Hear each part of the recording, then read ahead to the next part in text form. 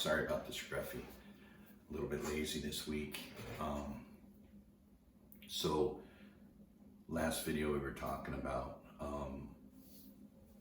some of the stuff that I went through in the ministry and some of the threads and the things that happen. And in this little segment, what I'd like to do is try to encourage. This is hopefully going to encourage some guys to step out in faith and really go after what God's called you to do.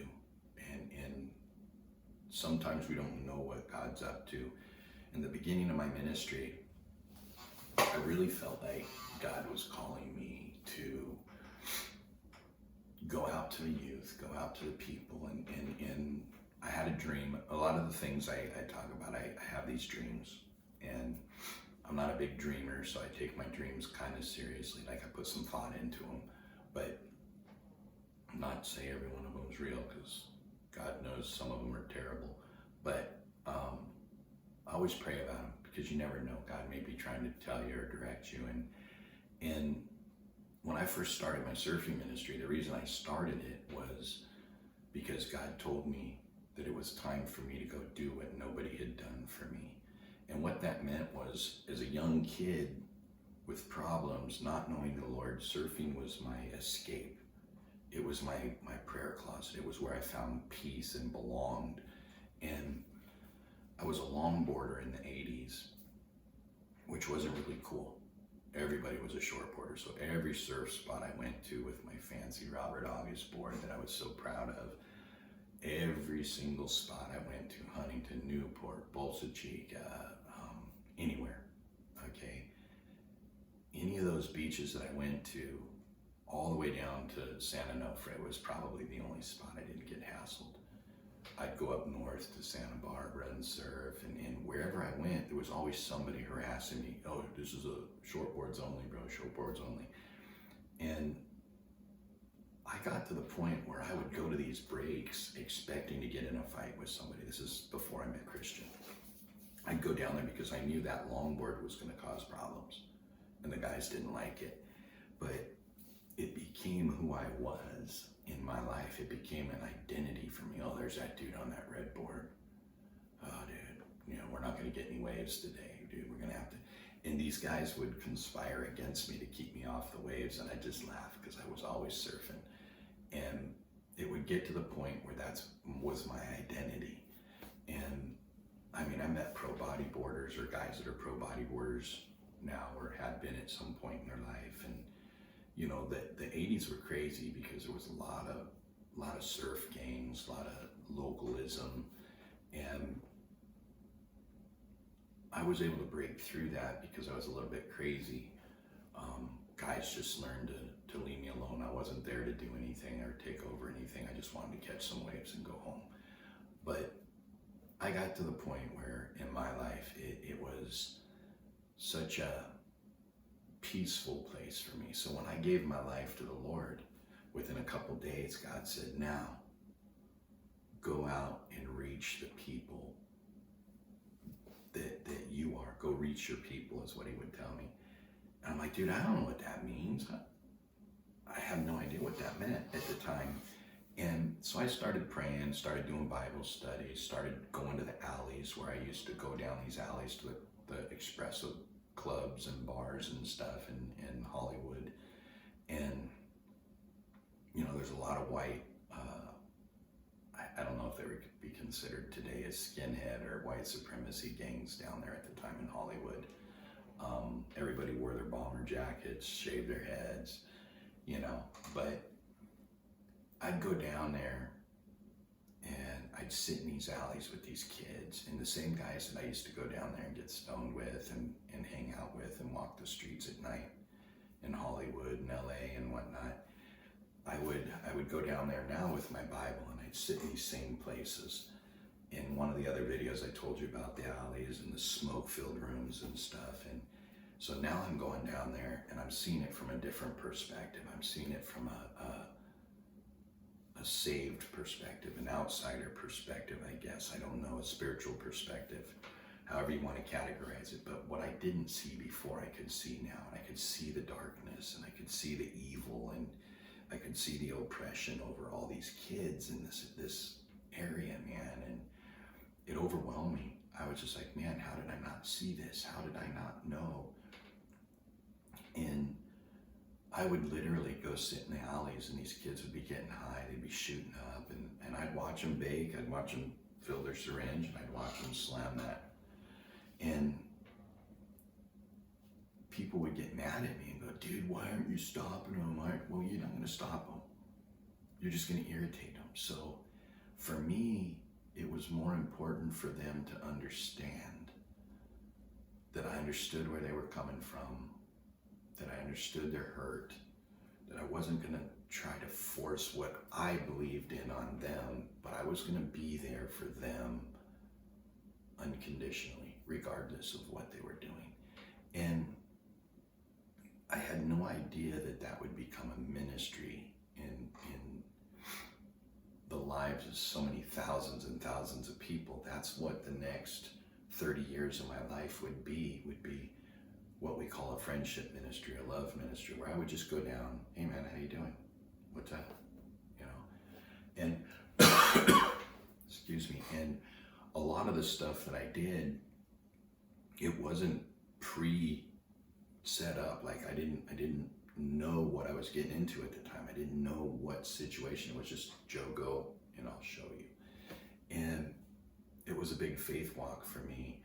And like I say, I mean, it started off and it was like, you know, once my wife and I were married, it was my neighbors and the gangs that they were involved with and helping their kids and helping their families. And then, so God started with my neighborhood, the same neighborhood I grew up with. And he started healing that neighborhood.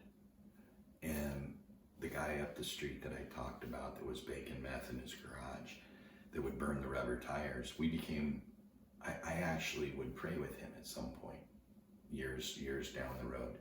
My across the street neighbor that was a crackhead, and he had a dirt bike that he sold me for $200. It was probably worth $5,000, but big old racing 250, and he needed some dope, and he came over to my house and said, hey man, you wanna buy my bike? I was like, yeah, sure. So I bought it, and the thing felt like it went 800 miles an hour, a Honda. But this guy would wheelie up my street on this bike going like 80. Just and he'd do it at 1 or 2 in the morning. And I mean, he was just a fool. He was messed up at the time. Well, I would end up, through our Bible studies, we would end up leading him to the Lord and changing his life. He made decisions in his life to change, and you would watch God heal this place. And then all of a sudden it's like, I got the gangbangers in my house, I got the crackheads in my house, I got the dealer meth guy in my house, and we're praying for these guys, and then we're praying for their family members, and you see this going on. And one of the guys that I talked about that got thrown in jail for drugs and is now a pastor, and has been for a long time, first time he came over to my house to one of my Bible studies, I saw him pull up, and he didn't come in the house for quite a bit. And he comes in, he's like, bro, you gotta see this. And I'm like, see what? And he goes, come here. And I go outside, I don't see anything. I'm like, what are you talking about? He's like, bro, you don't see it? I go, no. He goes, dude, there's a legion of angels over your house.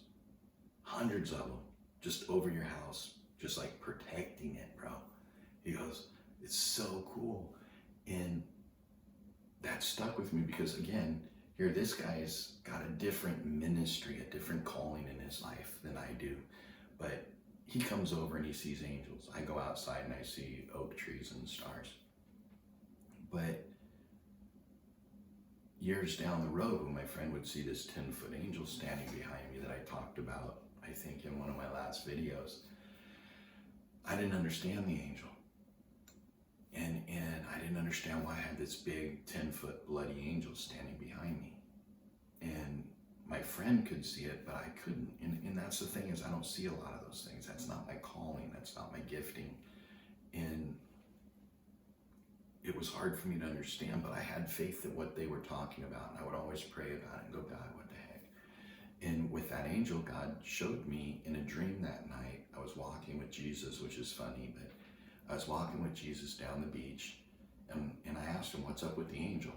And he said, well, that angel's been put in charge of you, battling for you and battling the principalities since the day you were conceived, for this very day. So basically what it was, on the first day of my ministry, God sent an angel. His job was done. The day that I started my ministry, his job was complete. But this dude was beat up and covered in blood. I have him tattooed on my back now. But that would happen years later, probably 10, 15 years later. But that vision of that my friend had, there was a purpose in it. And God wanted me to know, I've been covering you since the beginning. So when you go out and you're struggling, you need to know that God's got you covered. Satan's trying to discourage you and stuff. But in our ministry, what would happen is there'd be a lot of times where I come home from work, man, I'm tired, I had a bad day, customer didn't pay me or something, and I'm coming home to my family and I'm just beat. And the last thing I want to do is throw on a pair of slippers and some swim trunks and go down to the pier and spend all night there when I'm tired, I'm exhausted, I'm hungry. But on those nights where I was exhausted and tired and wanted to be with my family and just wanted to go home and curl up on my bed or watch TV with my wife, on those nights were the most powerful nights in my ministry, when I didn't want to be there.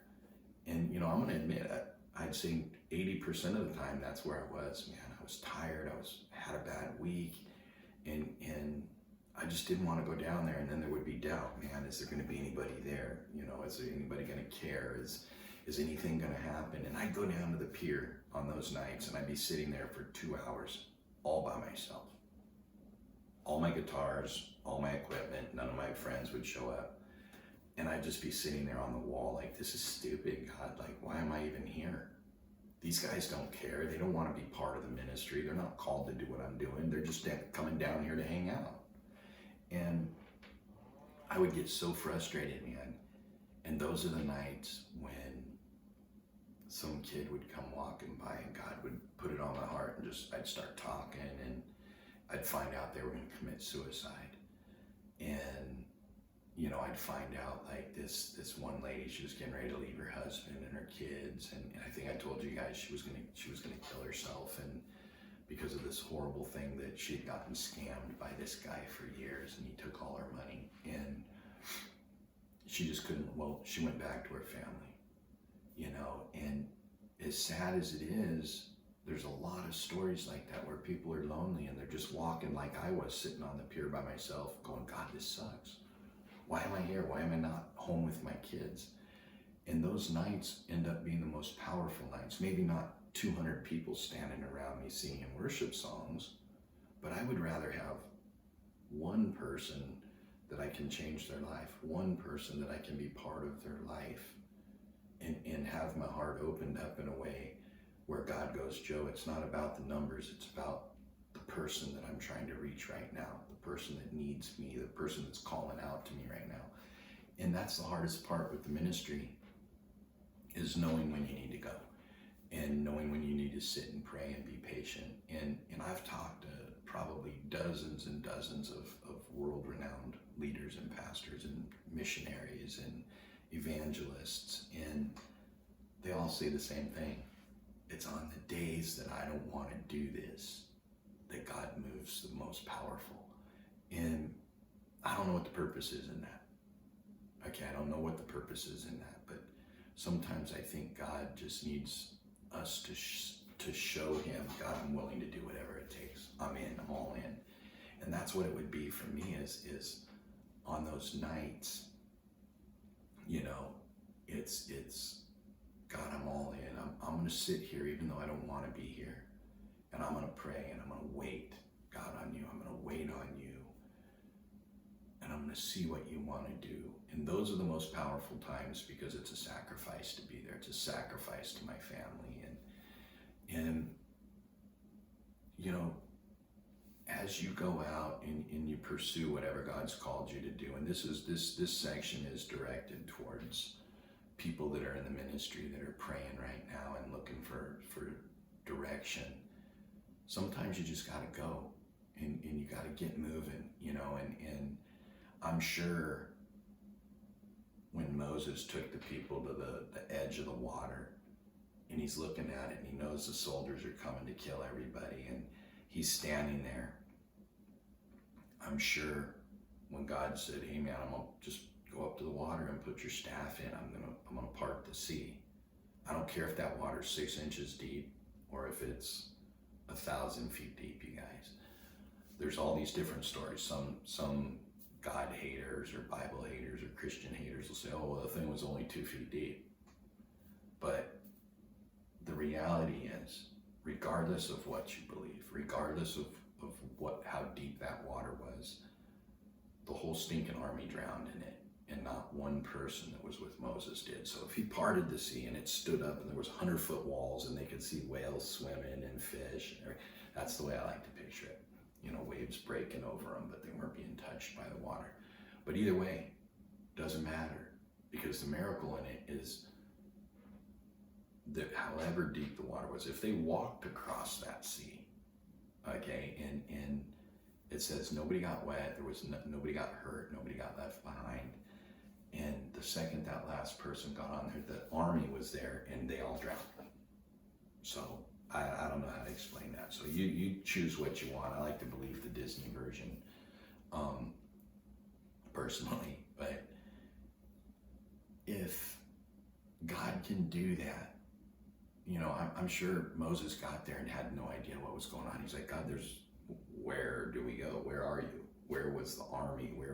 He may be thinking, hey man, we're going to get there and God's going to have a legion of angels to fight these guys or something. And he gets there and there's stinking water. And now he knows they're all dead.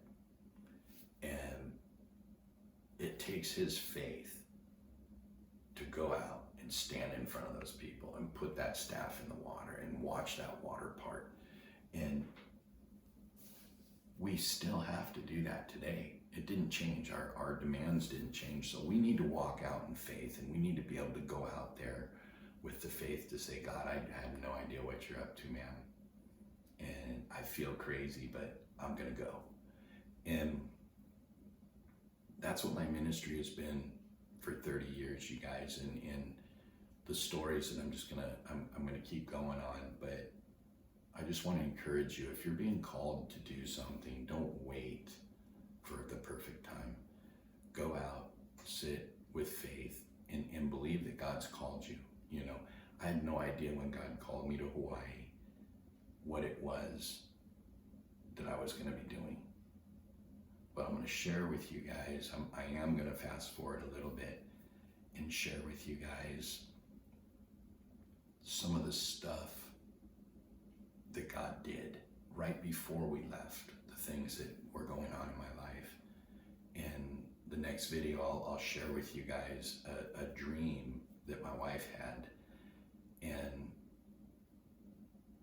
the way that dream came to pass, and against my will, contrary to belief, I never wanted to live in the islands. I was happy being in San Clemente. It was my dream as a kid to get to the beach. So all of a sudden, God's telling me, leave your life dream, move to an island where you have no family, no friends, nobody.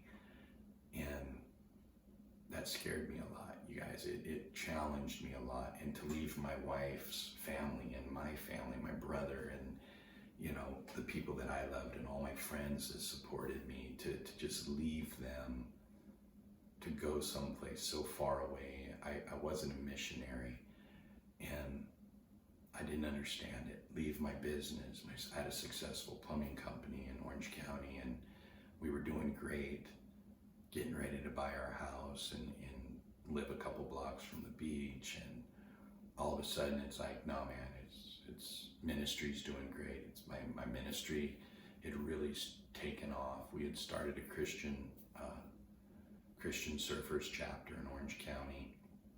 My understanding is the first one ever in Orange County. And it was growing. We were getting ready to do a surf competition at the pier.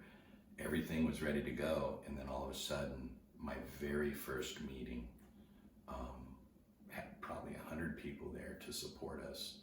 And at that meeting, God would do something that would change the whole dynamic of the next 20 years. So look for the next video if you guys are interested in that. Subscribe, like, keep this thing going for me if you don't mind, just whatever it takes.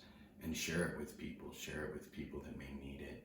I know I'm not all glitz and glamour. I'm a little scruffy today because it's Friday and I didn't shave all week.